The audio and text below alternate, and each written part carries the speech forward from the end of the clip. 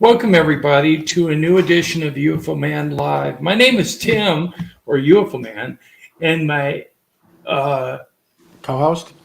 awesome co-host is what I was looking for, is Tom Reed from UFO Expo TV. Hey, guys.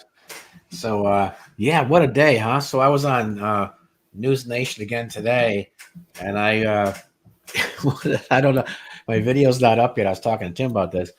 I had said, well, I guess Grush left his whistle at home. Everything was going great until I said that. So I don't know if it's going to go up on YouTube yet, but I have a feeling because I was busting him a little bit for, not saying enough. I was like, there were things that he couldn't say, obviously, but there were certain things that he could have given a yes or no to. So anyway, I don't see it up on YouTube yet. It's been hours, so I guess that I'll put it up. But Yeah, we keep refreshing News Nation, but it's not there yet. And when it does come up, if it comes up during our stream, we will play it for you. Because Tom does an awesome job on his interviews, and he has an interview that he did pre-UAP hearing that we'd like to play for you right Monday, yeah. Yeah, here it is. Oh, you play it? Okay, cool. Tom Reed joins us now. Tom, you were just a kid, but you actually said you felt something in your body as well when that big bright light appeared overhead. Oh, yeah. Actually, I was 9 years old, too. Sorry. I said you were 6. That's the press. But yeah, we felt like we were deep underwater. Yeah. There was a tapping sound like stones hitting the car, even though we were parked. There were 3 objects, too. There weren't just one. There were 2 spheres. One was off to the left of the car. It looked like a ball of light, if you will, probably 3 times the size of a vehicle. Very crisp. It rose from the banks of the Housatonic River. And as it got to be about 3 stories high, there were actually rods of light that shot out from the sides of it, not the bottom, that went into the water. That retracted. It remained. There was another one off to the right. It was an orange ball. It kind of had a turning type of orange wave to the inside of it. That remained over the water. We drove forward. And when we got about 20 or 30 yards down the road, it was when my mother first noticed the object over what's now a cornfield, and it had to be about 100 yards in size. It was metallic, if you will, or looked metal. That's what it looked like. It kind of had a very plain look to it, almost like a turtle shell, if you will. And there's a large centerpiece to it, and it put out a sheen or a light out the front. I don't know if it was really the front, but the front of our car, the way we were going, that top right part of it put out a sheen. And so with that sheen that was kind of in the metal, if you will, you could make out the entire craft. And we've gone back repeatedly to take a look at those tree lines and to where this thing was. And it had to be at least 100 yards in size. And it wasn't just you and your family that saw something that night. There were many other people in town as well who saw something. Well, not just in town, too. You're right. But there were over 250 witnesses to it. It went out on WSBS radio. It's a AM FM station today. It was heard on Channel 4 in New York. It went out in the Berkshire Record, the Berkshire Courier, the Berkshire Eagle, the papers, local papers wrote about it. And it wasn't just this one time. A lot of people focus on the incident, which, AKA Berkshire's UFO, which is our family's incident. There were several sightings in the area. And a lot of the people locally who worked on the space race, NASA was funding a lot of manufacturing facilities in the area like GE and Sprague Electric, which made the goodwill message that was left on the moon. Those individuals in the area would eat in our family's diner. They knew my family. And so the diner that I grew up in, was shakes and chili dogs and all that kind of thing. And all the kids from school would ride our banana seat bikes together to school. We all kind of talked about this repeatedly. And it was amazing how many people in the area also were part of this. It wasn't just our family. We were the ones that just kind of saw it through, if you will. Yeah. Yeah.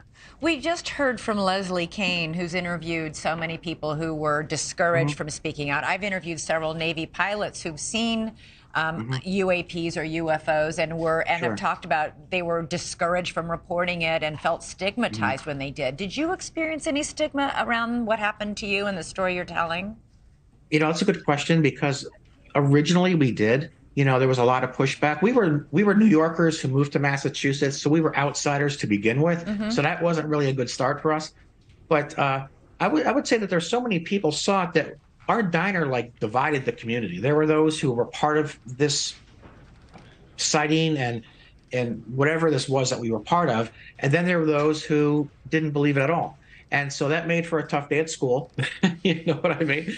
I was in the doctor's office more than once. And so with that, I think that that we kind of made new friends. Hmm. And along the way, I would say that the off-world part of this was more difficult than I would say the sighting and what we encountered, the off-world was not as bad as the on-world. What we got in return after this was horrible, and it lasted for a very long time.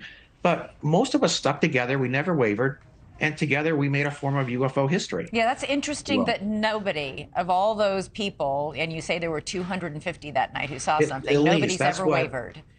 Right? No, Are you going no, to we be stuck together. Are you going to be watching the hearings on Wednesday? Oh, absolutely. I've got a podcast. I'm going to be looking at that too. But I'm not sure if your listeners know this, but our case, that Berkshire's UFO incident, actually is the first case to be deemed historically true in America. We were inducted into history by the governor of Massachusetts and the Massachusetts Historical Society, something which I would have really liked to see, Unsolved Mysteries mentioned.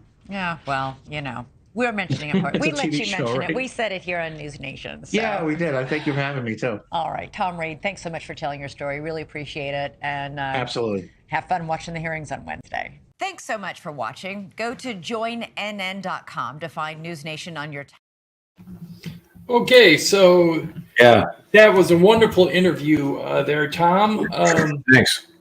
I It think- it went well. You're right. I mean, it was just kind of flowed. She was really easy to talk to. But today, I think I was a little too harsh on the hearings when I said, because everything was going good. You can feel it. And then I go, oh no, I guess Grush left his, whistle at home, and probably, probably, they're trying to do a real positive spin on it. And I actually believe he said a lot of positive things too. It wasn't like he didn't say anything, but there were times, right, where they could have just said like yes or no. He didn't get into specifics. He could have just said yes, I agree with that, or no, I don't totally agree with that.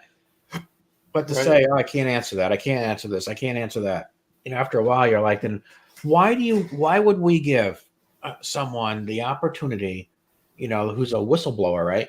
A whistleblower says something, right? That's right. what makes them a That's why whistleblower. they're a whistleblower. Yeah. So you go to the congressional hearings and you give the guy the floor and he goes, I can't answer that. I can't answer that. That's not a whistleblower. That's a stonewaller.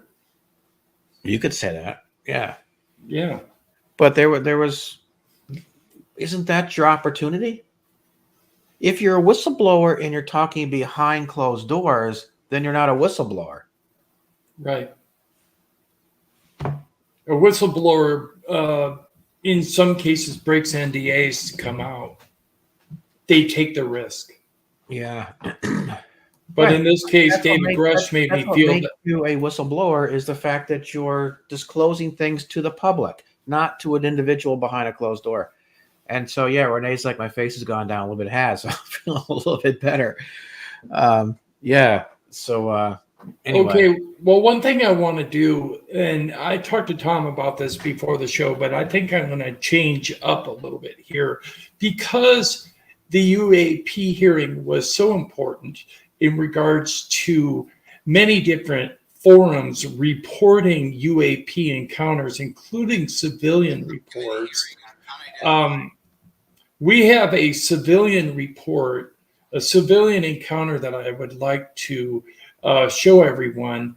On Saturday, July 22nd, this year, my friend, Sightings on 18 Wheels, came down to where I live in Lewiston, Minnesota. He brought an infrared wide spectrum camera and a Psionics Aurora Sport camera with night vision. And we filmed the night sky looking for, of course, UAPs or UFOs. At about 10 o'clock, we caught something. Here's that video.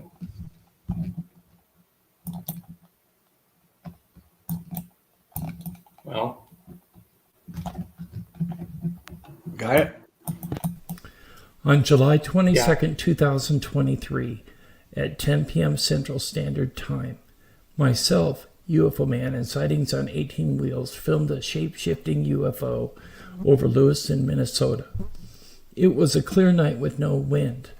We were filming towards the east with an infrared wide spectrum camera and a Psyonix Aurora Sport night vision camera. The large object came from the west, moving southeast and exhibiting no sound. All we heard were frogs and crickets. We first noticed the object behind the trees, frame left, on the night vision camera, then visually confirmed the object with our eyes. It moved slowly in an arc, changing shape. As it moved, it projected a beam of pulsing light at the pine trees, shut off, came back on, shut off, and came back on. We could not see the beam of light on the trees, only the camera could. Here is the original recording. I see something really big. Hold on a minute. It's right there. The plane? I don't think so. It's right behind the tree. See it? Right there. I see it now. It's coming. It's a plane. No, I don't think so. Not the way it's flashing. Staying solid now. See it? I can see it. My eyes are there. It's not a plane. It's solid. Look at it. It ain't flashing. Yeah. That ain't no plane. I see them all the time like that. That's what I'm talking about. I see them like that. We got you. You stop? Can you stop? Stop. He's speeding up.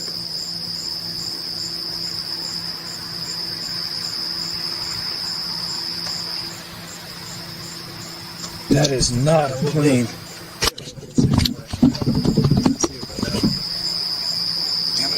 I can't see him anymore. I got him. He's right there, see? Yeah. Looks like a teardrop now. This gets all the goddamn videos in. Oh, I think that was one. Here's a replay of the footage showing an analysis. See as it enters from frame left, flickering behind the trees. As it exits the tree, it will shine a beam of light onto that first pine tree. Check it out. We couldn't see this light with our naked eyes. Only the Psyonix Aurora Sport could pick it up.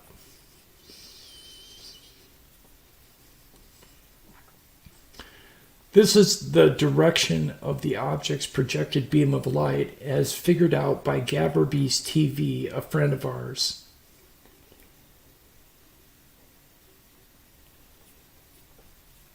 See, it's changed into a sphere. Here's the sphere showing energy buildup on the lower right side. Now it's changing into an oval shape. Inside the oval shape, there is an arrow shape detected.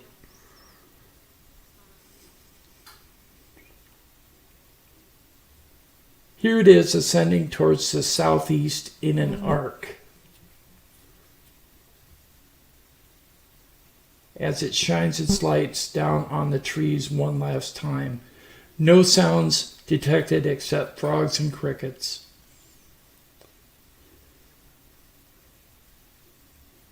I tend to lose track of where the object is until I find it up near the roof. As it moves over the roof, it disappears. It was shaped like a disc or a triangle.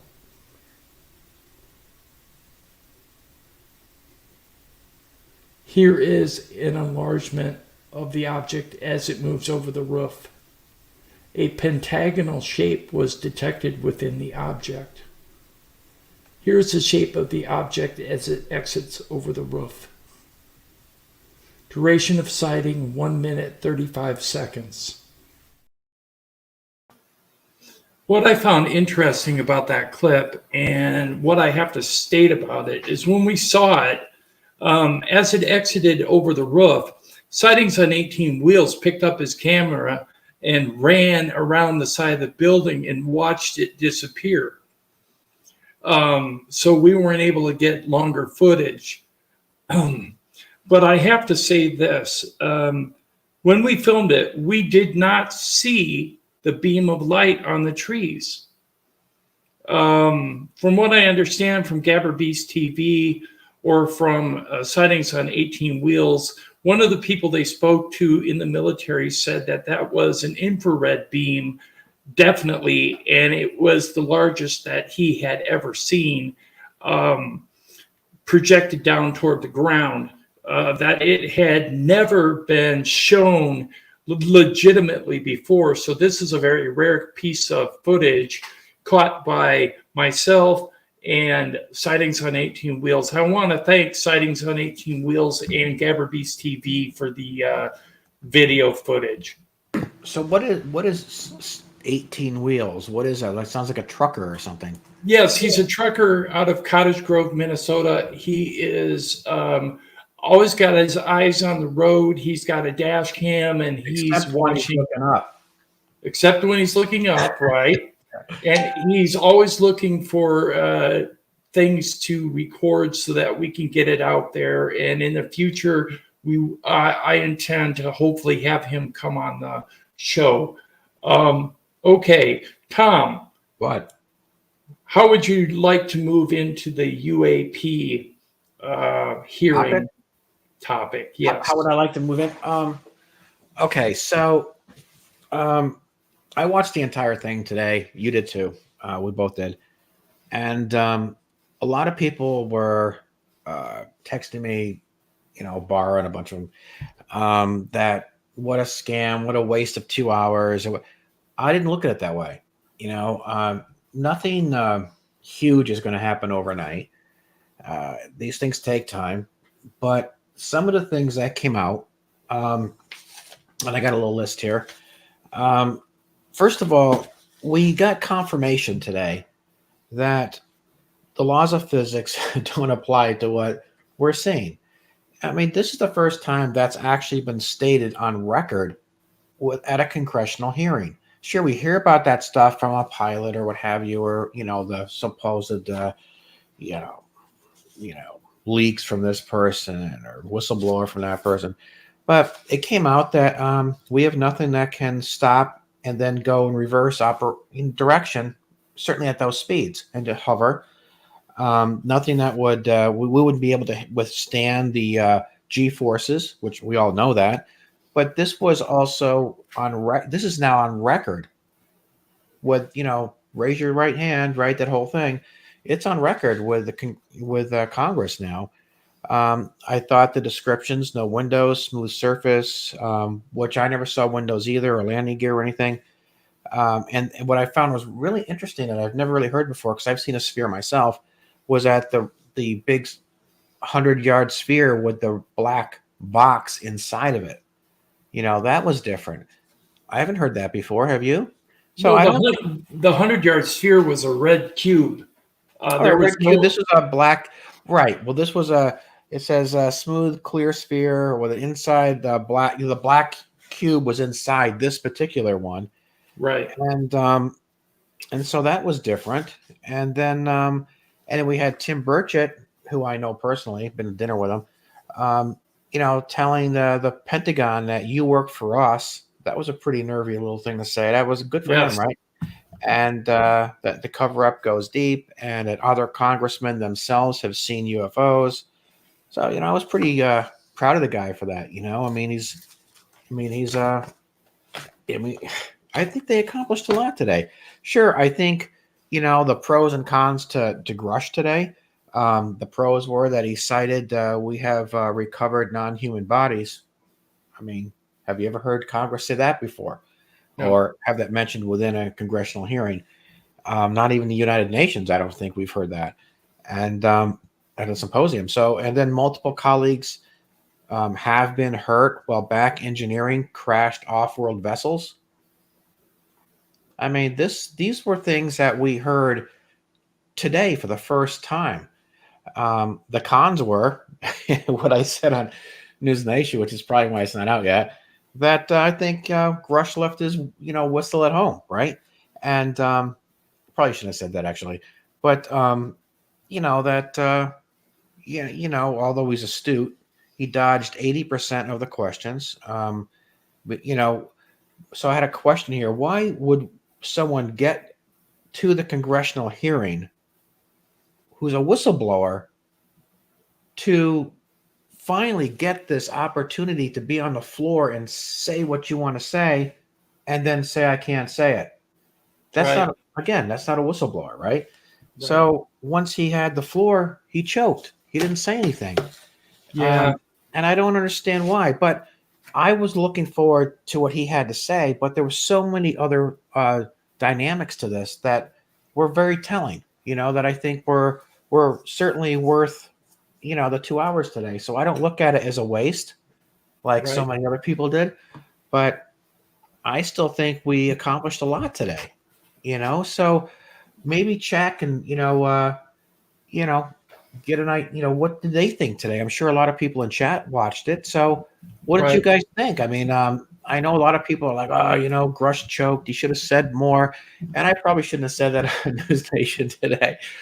But I was like amped up and I was a little disappointed in that part of it. But as you go through the videos, which I think Jim's going to show us here in a minute, there was an awful lot of other things that were said by other people. And David had a lot to say, right? I mean, that guy from the Nibbits, I mean, he said a lot and he was very down to earth and grounded. He wasn't afraid to say anything. Whereas Grush was like, oh, my life's on the line. It seemed like a lot of dramatic, over the top nonsense to me. But Right. We do have some clips that we want to play that are brief clips from the hearing so that we can talk about each one. So I do have one here. Ryan Graves talking about having no reporting system for both civilian and military aircraft. Here we go. Okay. Thank you very much. Now we'll go to Mr. Garcia. Thank you. Again, thank you all for your service and for testifying today. Want to just talk about UAPs as it relates to what we're seeing in the pilots' interaction with UAPs. Particularly, Mr. Graves, one of the, I think, concerns that for members of this committee is this idea that pilots, there's no system to actually report UAPs and the stigma around pilots. And so can you just briefly, you mentioned that you're working with 30 pilots right now that have had encounters with UAPs, but you've also, I believe, discussed and know of many more pilots. This is just those that you're currently working with. Is that correct? Can you expand on that? Certainly. I'll break that down in two ways. First, when we were first experiencing these objects off the eastern seaboard in the 2014 to 2015 time period, anyone that had upgraded their radar systems were seeing these objects. So there was a large number of my colleagues that were detecting these objects off the eastern seaboard. They were further correlating that information with their other onboard sensors, and many of them also had their own eye sightings as well of these objects. Now, that was our personal firsthand experience at the time. Since then, as I've engaged this topic, others have reached out to me to share their experiences, both on the military side as well as the commercial aviation side. On the military aviation side, veterans that have recently got out have shared their stories and have expressed how the objects we were seeing in 2014, 2015 continued all the way to 2019, 2020, and beyond. And so it became a generational issue for naval aviators on the eastern seaboard. This was something we were briefing to new students. This is something that was included in the notice to airmen to ensure that there was no accidents. And now with commercial aviators, they are reaching out because they're having somewhat similar experiences as our military brothers and sisters, but they do not have any reporting system that they can send us to. And let me just... Yeah, so they're trying to get a system set up where civilian commercial aircraft pilots have a way of reporting their sightings as well. They don't have the radar systems to look at a wider swath of the sky just as the fighter jets do. But the fighter jets at least have a way to report this. Tom, I can't hear you. Yeah, I know you can't. You know, I don't listen to myself either. So yeah. So there was a bunch of stuff, right? So they wanted to, I think an angle, and to piggyback on what you were saying there, Tim, is that it seemed to me like Congress was mining from information from the speakers that they had, the three of them, to find a way to get a better direction of where to mine for information. It was almost like Congress kept saying, "Where did you get that from? Why do you need a special clearance for this? And who do we talk to? And how do we get?" It was almost like Congress didn't know what door to open. You know? Right, exactly. And so I think the idea behind the congressional hearings from a political standpoint was that, look, we're going to bring these guys in here, and if they're telling the truth, we're going to find out where to find this information, because we can make it appear like we really care about what they have to say, but we really want to know where this information is so that we can go after it. Just like they had said that, we're going to try to overcome certain things. We're going to, what was it? That we were going to try to put together a new department so people can, report and at the same time not feel like they're being ostracized, or not feeling that there's going to be a repercussion for reporting this if you're a commercial pilot. So it almost seemed like there was two agendas here today, multiple agendas, right? Right. They were trying to develop a centralized reporting system where both military and commercial pilots could report their incidents with UAP. Right.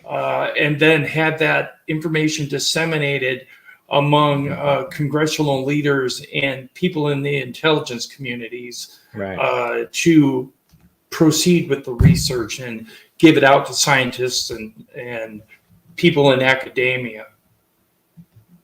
Okay, so now we got another clip here. David Fravor.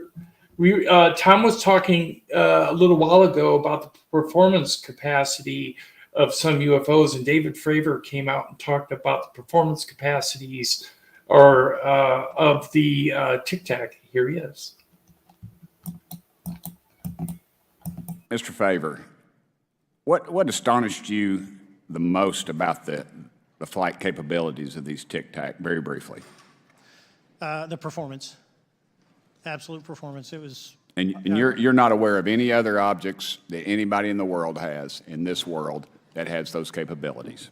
No, I think it's far beyond actually our material science that we currently possess. Are you aware of any other reconnaissance platforms that have tracked or recorded the Tic Tac's maneuvers, maybe the NORAD system or any of the others? I am not. So he only saw it with the radar systems on board as I don't remember. It was a Hornet off the U.S. Navy aircraft carrier, the USS Nimitz. Yeah. Right. Yeah. So, am I the only one who thought Anna Luna was pretty cute? I have to agree with you there. She was hot. Wow. I was like, I'm still waiting from News Nation to get back to me on whether or not they got that video up or not. No. Right. And I have a feeling I screwed up with criticizing the lack of information being put out there. But yeah, I mean, she was smart, right? She's from Florida too, like Rubio's from Florida. A lot of these guys are from Florida, and I'm wondering if there's more activity off the coast or something, so they're a little more in tune with a couple of things. Well, or activity, I should say. Ryan Graves did say later on in the hearing that it wasn't just on the eastern seaboard that they were seeing those clear spheres. Right. Yeah, they were seeing them all over the active naval activity areas, and as well as the Air Force. Right. Okay. Here is a clip from David Grush. Do you have any personal knowledge of people who have been harmed or injured in efforts to cover up or conceal these extraterrestrial technology? Yes. Personally. Have anyone been murdered that you would think, that you know of or have heard of, I guess? I have to be careful asking that question. I directed people with that knowledge to the appropriate authorities. Maybe in a, if we could get in a confidential area, SCIF, we could talk about that. But unfortunately, we were denied access to the SCIF, and that's very unfortunate in this scenario. Yeah, that's something I wanted to point out. It seemed like not only was David Grush stonewalling, but it seemed like certain individuals behind the scenes were stopping Tim Burchett and the people that arranged this UAP hearing to hear information in a private SCIF. I don't think anybody was stopping Tim Burchett. I mean, I know the guy. I've gone out for drinks with him. Great congressman, good friend. He actually texted me just before the hearing, the day before. Yeah, well, you know that, Tim. We talked about it. Right. So I don't think he's intimidated by anybody. But to give you an example, okay, can you, just for a second, can you play back the answer he gave? Not the question and all that, just the answer. And I want to make a point here. This is what I was bringing to the in that last one, News Nation. Yeah, where he says, "Oh, I'd rather not answer that." Just look at the question. I want to make a point here. Just can you do that? I can only play the whole thing. Ah, screw it. So Burchett says, "Do you know of anybody who's been murdered?" Right? I can't answer that. Sure, we can. Yes, I do. Who was it? That I can't tell you, but I can answer the friggin' question with a yes or no. He doesn't have to get into the particulars. That's where I thought, okay, something's wrong here. He doesn't have to say, oh yeah, the guy was in the service or military or he was political or this happened or, whatever, he could have just said, yes, I do. But as far as the particulars, we can talk about that later.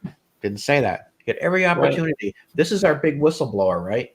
Can't give a yes David Grush. Can't give a yes or no. Right. So. And that was just an example of how he clammed up. Yep. Okay, now we have a clip from that, right? Can I I don't want you to jump in here again and interrupt you. That's fine. Go ahead. Anyway, I always do it. But am I right or wrong in your opinion? He could have answered that. Do you think that a simple yes or no would have compromised him in any way? No, I do not.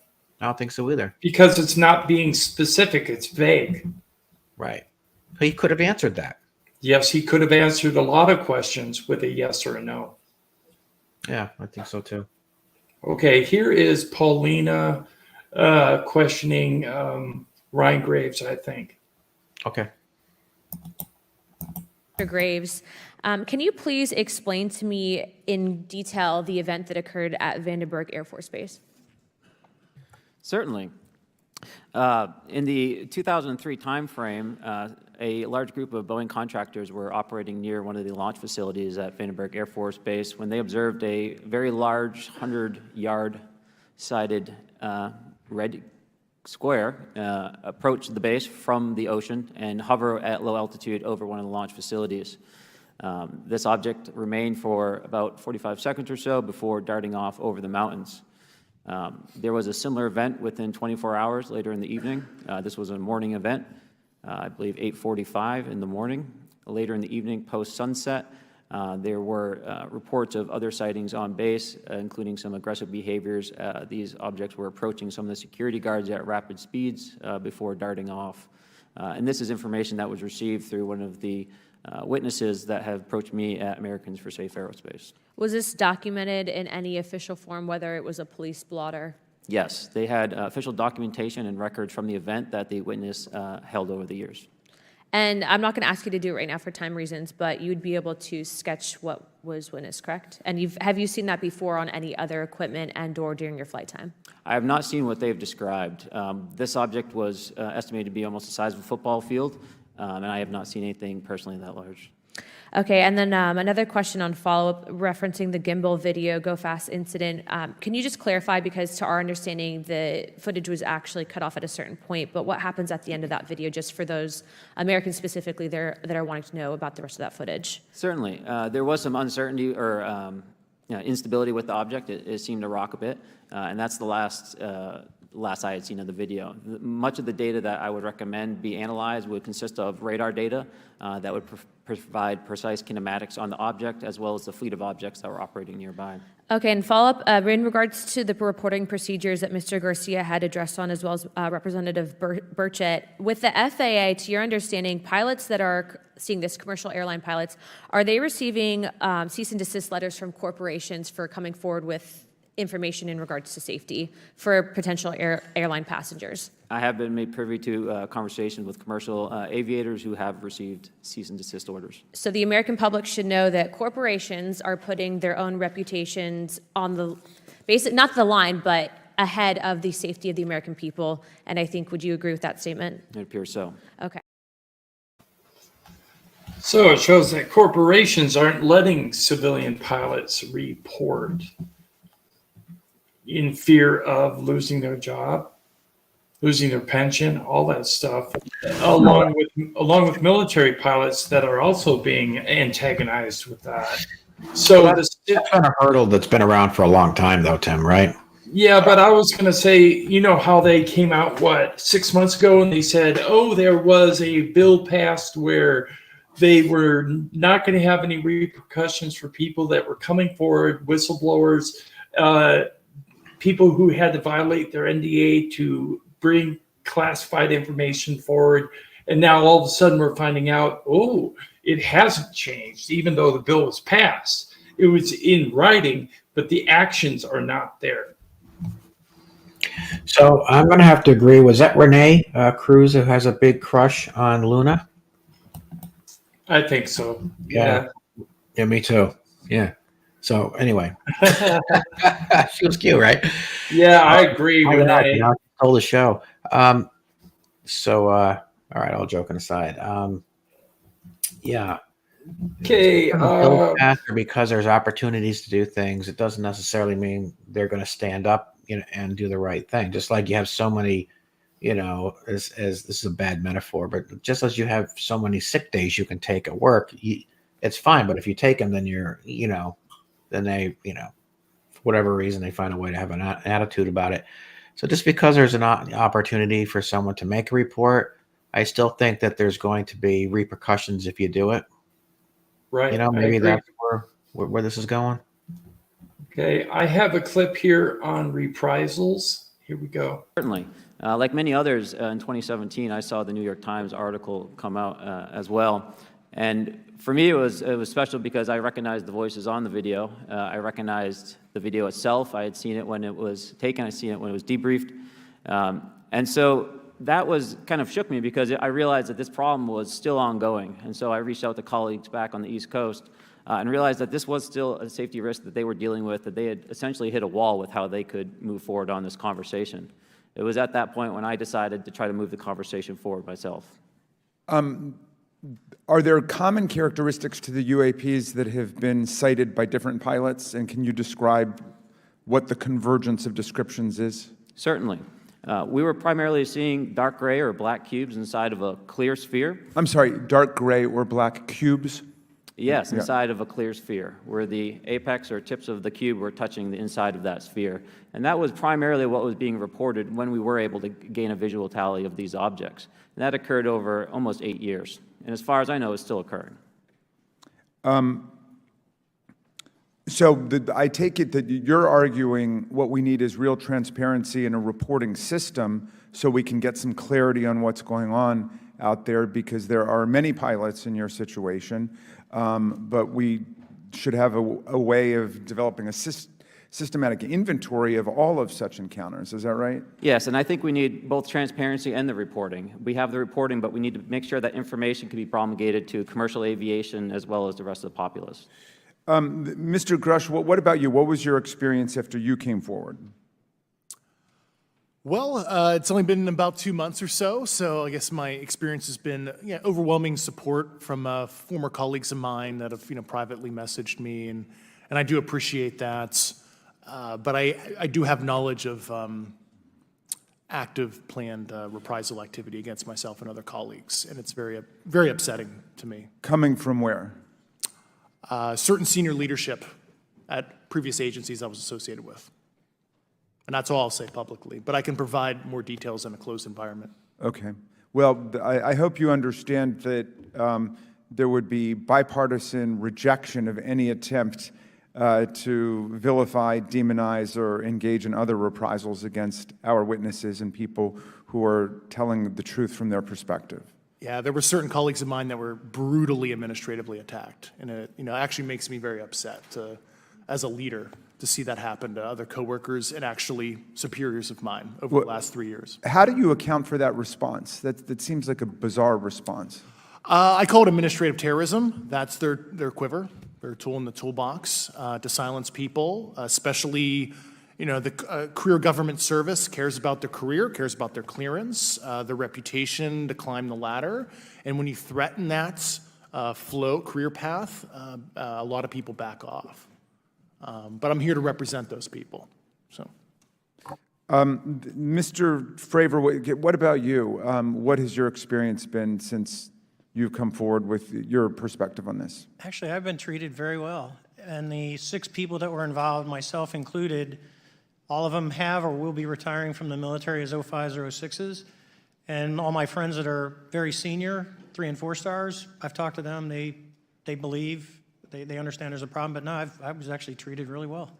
And what is your general interpretation of these phenomena? Or what is your current thinking of trying to make sense of them? Well, I'll say, I'm not like a UFO fanatic. It's not me. But I will tell you that what we saw with 4 sets of eyes over a 5-minute period, still, there's nothing, we have nothing close to it. It was amazing to see. I told my buddy I wanted to fly it, but yeah, it's just an incredible technology. So even though David Fravor had a positive experience, the other 2 did not. Right. And I'm not really sold on this Grush guy. He just sounds, like as a leader for these guys. It's almost like he's trying to be more than he is. Yeah, definitely. Good way to word it. Absolutely. What about chat? How do they feel? What do they think of this guy? To me, he seems a little, like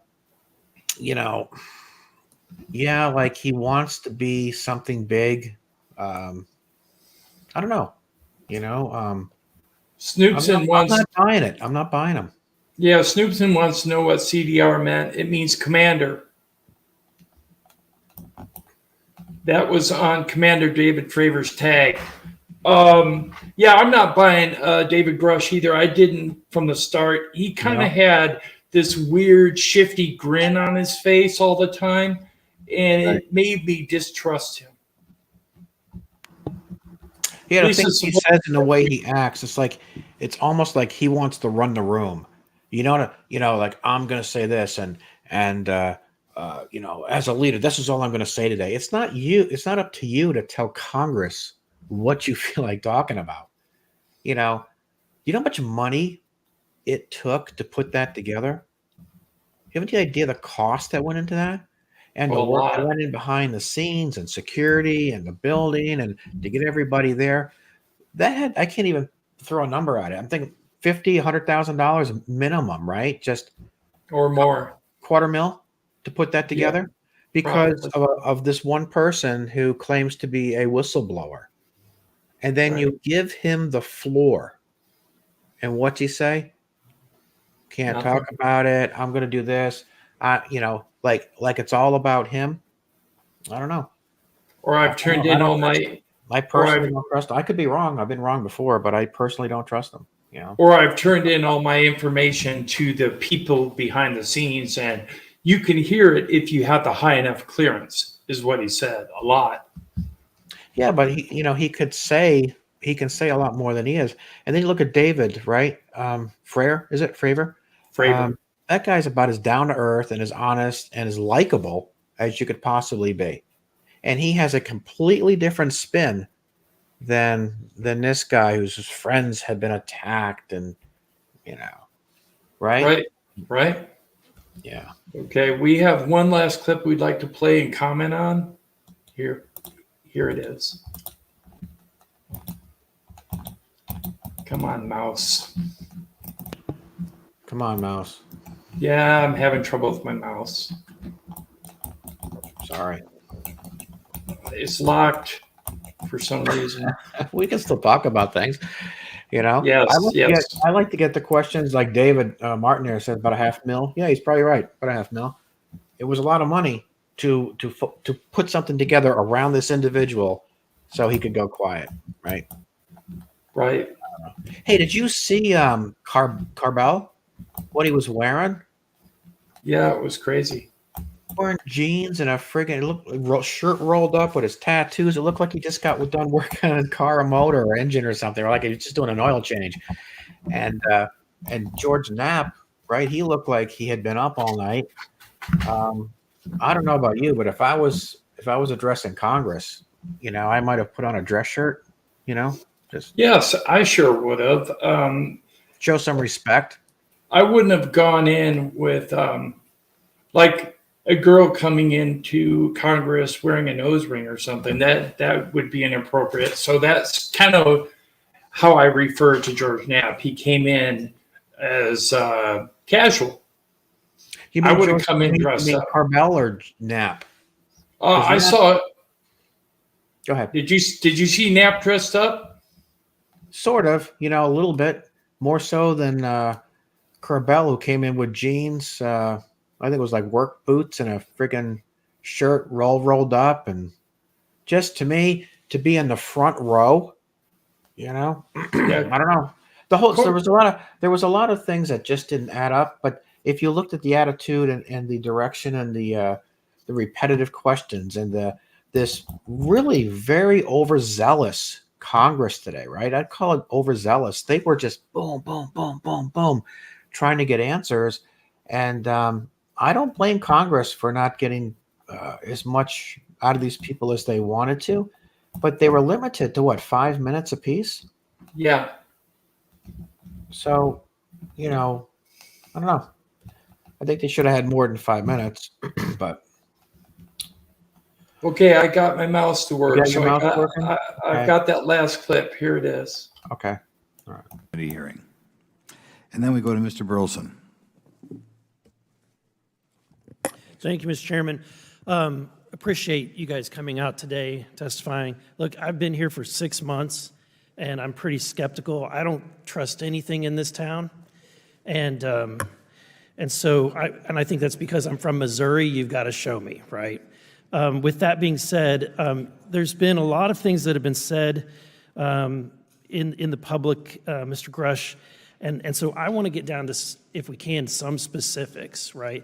So at one point you had said that there has been harmful activity or aggressive activity. Has any of the activity been aggressive, been hostile in your reports? I know of multiple colleagues of mine that got physically injured, and the activity. And I got by UAPs or by people within the federal government? Both. Okay, so there has been activity by alien or non-human technology and or beings that has caused harm to humans. I can't get into the specifics in an open environment, but at least the activity that I personally witnessed, and I have to be very careful here because they tell you never to acknowledge tradecraft, right? So what I personally witnessed, myself and my wife, was very disturbing. Okay. One of my constituents actually sent this next question, and I figured I'd ask it since I had the same thought. You've said that the U.S. has intact spacecraft. You said that the government has alien bodies or alien species. Have you seen the spacecraft? I have to be careful to describe what I've seen firsthand and not in this environment, but I could answer that question behind closed doors. Yeah. And have you seen any of the bodies? That's something I've not witnessed myself. Okay, and so with that being said, the other statement that has been made that was intriguing to me it's intriguing because my view has been that we are billions of light years away from any other system. And the concept that an alien species that's technologically advanced enough to travel billions of light years gets here and somehow is incompetent enough to not survive Earth or crashes is something that I find a little bit far-fetched. And with that being said, you have mentioned that there's interdimensional potential. Could you expound on that? Yeah, to answer your first question, and I'm here as a fact witness and expert, but I will give you a theoretical framework, at least to work off, to kind of espouse crashes, regardless of your level of sentience, right? Planes crash, cars crash, n number of sorties, however high, a small percentage are going to end in mission failure, if you will, as we say in the Air Force. And then in terms of multidimensionality, that kind of thing, the framework that I'm familiar with, for example, is something called the holographic principle. It derives itself from general relativity and quantum mechanics, and that is, if you want to imagine a 3D object such as yourself casting a shadow onto a 2D surface, that's the holographic principle. So you can be projected, quasi-projected from higher dimensional space to lower dimensional. It's a scientific trope that you can actually cross, literally, as far as I understand, but there's probably guys with PhDs that we could probably argue about that. But you have not seen any documentation that that's what's occurring? Only a theoretical framework discussion, yes. Okay. Okay. Occam's razor is that these aircraft, have they been identified that they are being produced by domestic, military and contractors? Is there any evidence that that's what's being recovered? Not to my knowledge, plus the recoveries predate a lot of our advanced programs that I previously am witting of. So, would it be safe to say that there could be a scenario today where you have an aircraft that crashes and because it's been involved in one program from one federal agency, and but the agency that retrieves it is not aware of that program, and to them it appears alien in origin? I mean, that's a hypothetical situation. I'm not aware of any historical situation that would match that you described. So you're not aware, it has not happened that you're aware of? That I'm aware of. Thank you, Mr. Chairman. I yield back. Yeah, so I got from that there are alien bodies. He just wouldn't attest to them.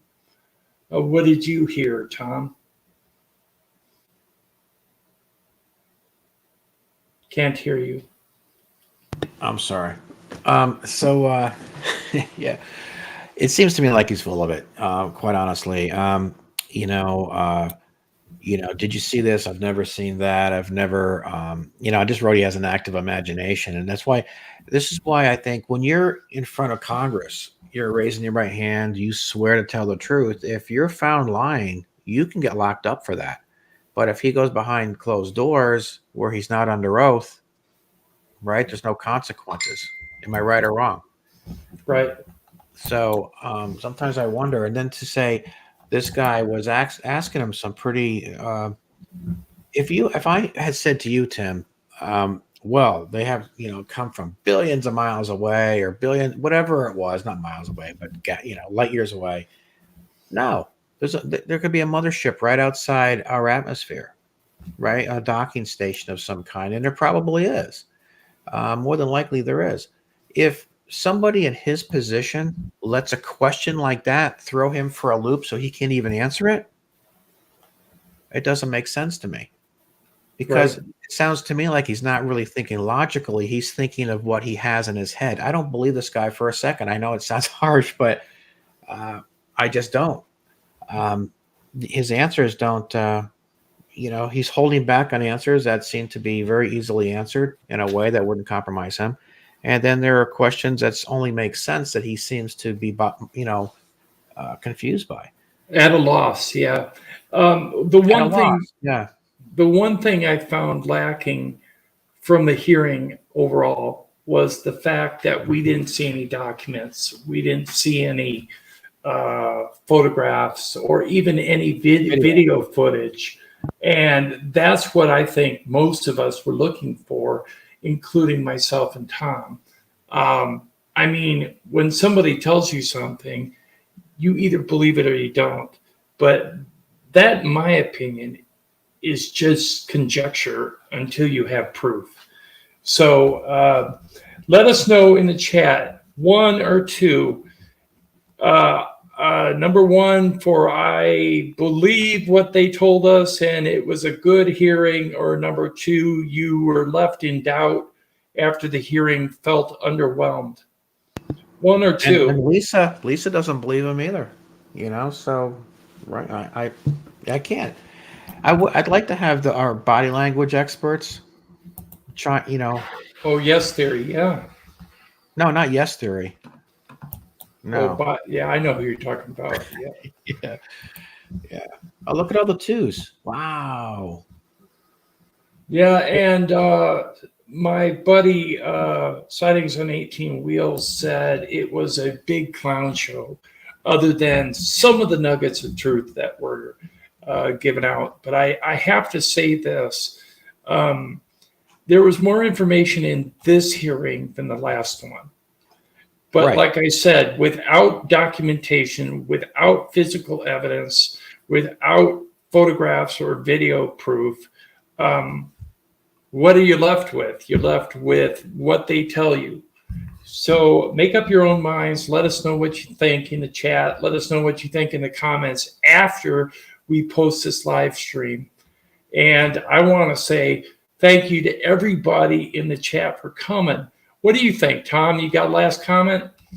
Yeah, it's unanimous. I think we all can see that there's something not right with this guy. Although at the same time, there was a lot that came out of this too. Not so much from him, but from David and other people about having recovered crash retrieval and that kind of thing. So I think we're all like, it's kind of like we're focused on this individual because he's the whistleblower, but the people to the right, to the left of him, had a lot more to say than he did.